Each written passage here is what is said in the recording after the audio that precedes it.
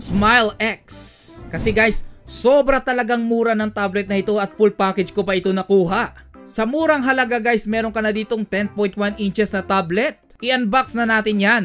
Syempre na-excite ako kaya nakabukas na. Meron siya ditong leather case, Bluetooth keyboard, tablet stand, 3.5mm audio jack connector at OTG. Yung keyboard niya pala dito pwede na rin sa ganitong budget tablet. May switch on para sa Bluetooth dahil sa Bluetooth keyboard ito. At may charging port na rin ito guys kasi nga may battery itong keyboard na ito. Looks good siya pero syempre hindi naman ito yung kagandahang klase ng Bluetooth keyboard guys. Pwede na siya sa ganitong budget tablet. Yung case niya naman guys, okay na rin, leather case siya dito pero mas gusto ko pa dito yung case dati ng K7.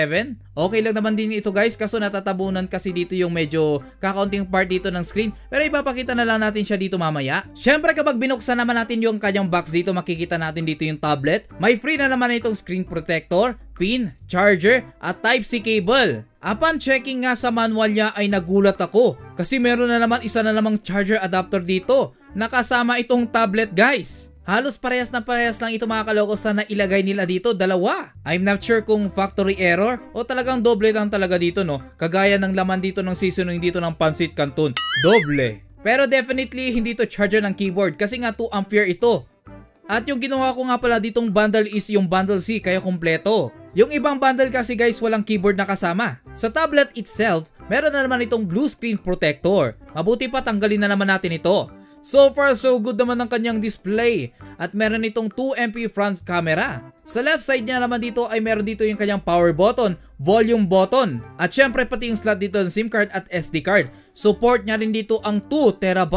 Slim ang kanyang design, hindi gano'ng mabigat, sakto lang. Meron nga itong octa-core dito na Tiger T6010. Kahit papaano, mabilis na rin yan guys.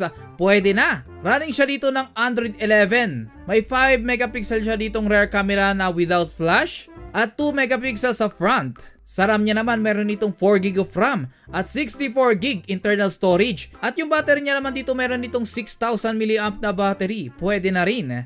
Sa murang halaga guys, saktong-sakto na yan sa budget guys. Magkakaroon ka na dito ng 10.1 na legit na tablet. Ganito nga yung kalalabasan guys kapag isinalpak natin dito yung kanyang case. For me, sobrang protected dito ng tablet. I'm sure kapag nahulog natin ito, hindi agad ito mababasag. Pero syempre wag na natin sadyang mahulog, delikado. Kasi ito lang sinasabi ko kanina guys, medyo nag-negative ako sa part na ito. Kasi nga natatakpan yung counting display niya. Tapos kailangan mo pang i-adjust para lang maklik tuloy. Syempre hindi to support ng stylus guys, kaya wag na kayong bumili ng stylus sa Lazada. Meron kasi nabibili dito eh.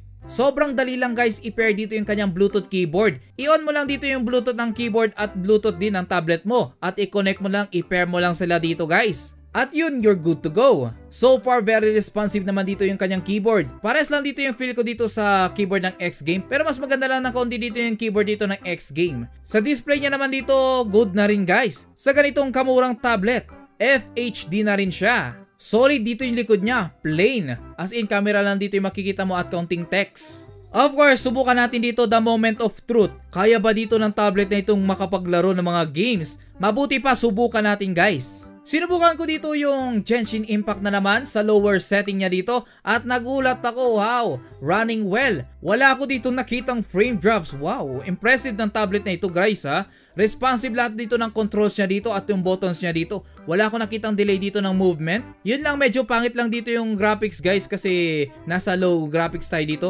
Medyo mabigat kasi talaga itong Genshin Impact. At sinubukan ko na rin dito yung Asphalt Knight. At nagulat din ako guys kasi nga kayang-kaya niya ditong patakbuhin dito yung Asphalt 9. Nakikita nyo naman, nakakapaglaro tayo dito na walang problema. Accurate din dito yung response dito ng mga controls niya. Masasabi ko nga ditong playable naman itong Asphalt 9 sa standard setting dito ng Asphalt 9.